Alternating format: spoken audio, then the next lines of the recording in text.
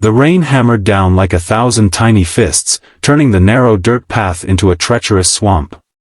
A sleek black SUV, worth more than most people earn in a lifetime, skidded violently, its tires spinning uselessly in the thick, sucking mud.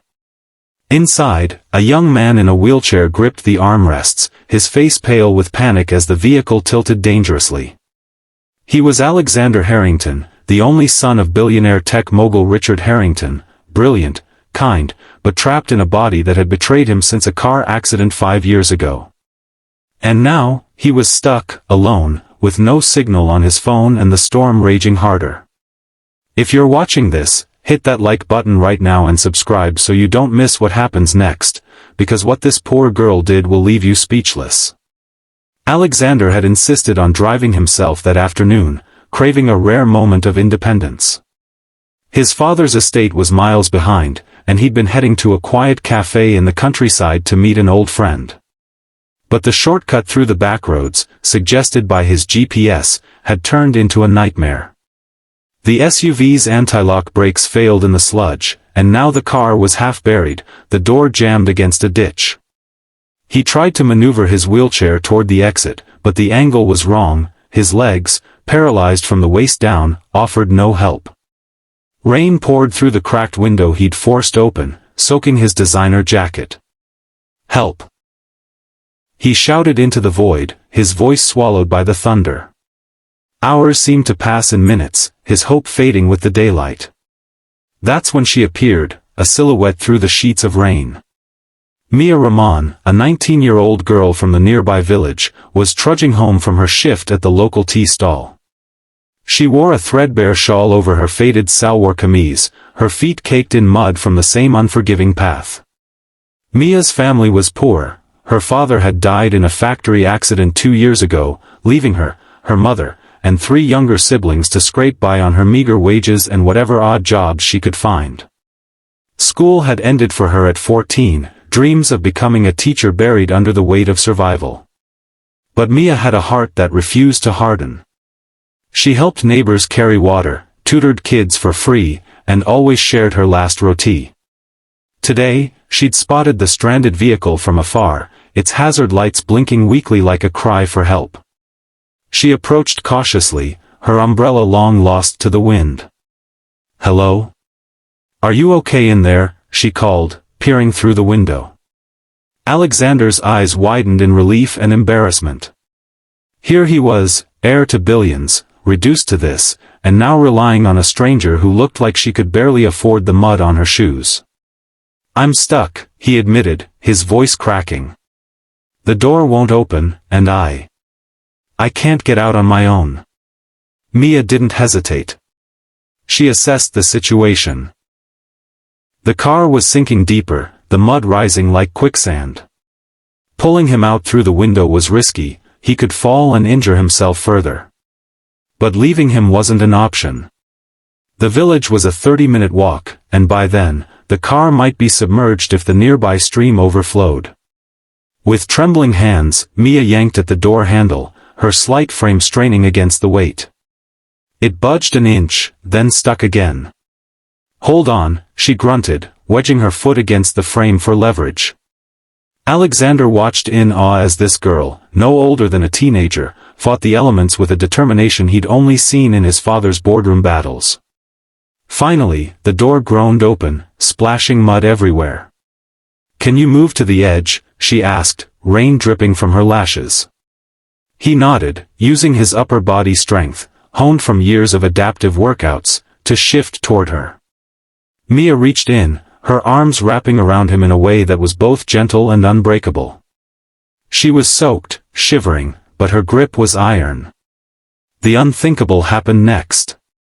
Instead of calling for help or waiting for a tow truck that might never come in this storm, Mia hoisted Alexander onto her back. She was 5 feet 2 inches and maybe 90 pounds soaking wet, he was 6 feet 1 inch and, even without leg function, a solid 170 pounds from his athletic build. "What are you doing?" he protested, mortified. "You'll hurt yourself." But Mia shook her head stubbornly. "No time. The mud's getting worse. I know a dry spot up the hill." My uncle's shed. We can wait there. Step by grueling step, she carried him piggyback style, her feet slipping in the mire. Alexander felt every jolt, every gasp of her breath. He was the billionaire's son, used to private jets and personal aids, now draped over a poor girl's shoulders like a sack of rice. Tears mixed with the rain on his face, not from pain, but from the raw humanity of it. Halfway up the hill, disaster struck. Mia's leg buckled in a hidden pothole, and they both tumbled into the mud. Alexander landed first, shielding her instinctively with his arms. She hit the ground hard, twisting her ankle with a sharp cry. "I'm sorry," he stammered, trying to sit up. "This is my fault." Mia laughed through the pain, a weak, defiant sound. "Fault? Life's full of mud, sir. We just keep walking." She tore a strip from her shawl, binding her swelling ankle, then helped him back onto her. Her siblings flashed in her mind, little Ahmed with his cough that needed medicine, Sarah who dreamed of dolls Mia couldn't buy. If she failed here, what kind of example was she? Gritting her teeth, she pushed on, her back screaming in protest. They reached the shed just as the sky cracked with lightning. It was a rickety thing, full of rusty tools and hay, but dry. Mia eased Alexander onto a bale, then collapsed beside him, breathing ragged. "Water," she whispered, pulling a small bottle from her bag, her only meal for the day, a few sips she'd saved. She offered it to him first. He took it, hands shaking, then handed it back. "Share," he insisted. For the first time, they really looked at each other. Alexander saw the exhaustion in her eyes, the quiet strength that no money could buy. Mia saw the vulnerability beneath his polished exterior, the boy who longed for normalcy. As the storm raged outside, they talked. Alexander shared about his accident, the screech of tires, the hospital lights, his father's guilt-fueled empire building to fix him with the best doctors money could buy. But money couldn't restore feeling in his legs or erase the isolation. "People see the chair, not me," he confessed. Mia nodded, telling of her father's death, the endless shifts, the way villagers pitied her family but never helped. "We have each other," she said softly. "That's our wealth." Hours passed, the rain slowed to a drizzle. Mia's phone, a cracked old model, finally got a bar of signal. She called her uncle, who arrived with a tractor to pull the SUV free and drive them to safety. Word spread fast. By morning, Richard Harrington's helicopter descended on the village like a metallic bird. He burst into the modest clinic where Mia had insisted Alexander be checked first. Her ankle needed ice, but she waved it off. "Dad," Alexander said, wheeling forward, "this is Mia. She saved my life." Richard, a man whose world was acquisitions and stock prices, knelt before the girl in mud-stained clothes. "Name your price," he offered, voice thick.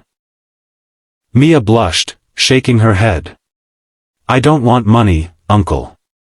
Just, maybe help my village. The school roof leaks, and the clinic needs supplies." The resolution unfolded like a dream. Richard, moved by his son's impassioned plea, didn't just write a check. He funded a full community center, wheelchair accessible, with a clinic, school upgrades, and job training. Mia got a scholarship to finish her education, her siblings enrolled in better schools. But the real change was deeper. Alexander, inspired by Mia's resilience, started a foundation for disabled youth in rural areas, with Mia as its first ambassador. They became unlikely friends, then something more, a quiet romance built on mutual respect, not pity or charity. Months later, at the center's opening, Alexander sat, in front of a crowd, Mia by his side. "I thought being stuck in the mud was the worst day of my life," he said into the microphone. "But it led me to the strongest person I know. Kindness isn't about what you have, it's about what you give when you have nothing left." Mia smiled, her ankle healed, her future bright. The village thrived, proving that one act of unthinkable courage could ripple into waves of hope. If this story touched your heart, smash that like button, subscribe for more inspiring tales, and turn on notifications. You won't regret it. Remember, in a world quick to judge by wealth or ability, true heroes rise from the mud. What's your unthinkable act of kindness? Share in the comments below.